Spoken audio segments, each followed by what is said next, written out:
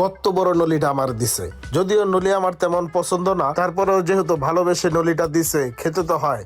আর খাবারের এত টেস্ট না খেয়ে পারা যায় না। আর টেস্টের হিসাবও বাদ দিলাম, এই যে দেখতেছেন সুরুজ মামা, ইনি খুব অমায়িক একটা মানুষ। ঠিক 1 বছর আগে এক বৃষ্টির রাত্রে ঘুরতে ঘুরতে মিরপুর গিয়ে শুধুমাত্র এই সুরুজ মামাকে আমি খুঁজে পেয়েছিলাম।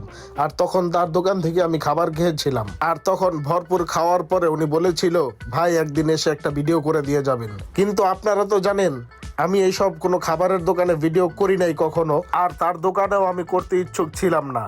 বিগত 1 বছর সে আমাকে ফোন করে খোঁজ খবর নিত। আমি কিন্তু আজকেও তার দোকানে যাইনি, তার পাশের একটা দোকানে খাবার খেয়েছিলাম। তিনি শুনে দৌড়ে গিয়ে আমাকে ওখান থেকে নিয়ে আসে। আর ওনার একটাই কথা, ভাই আপনার কোনো ভিডিও করতে হবে না, আপনি আমার দোকানে খাবেন। খাবারের টেস্ট তো আছেই, সাথে আছে সুরুজ মামার ভালোবাসা। আপনারাও একদিন সুরুজ মামার দোকান থেকে ঘুরে আসবেন। ধন্যবাদ সবাইকে।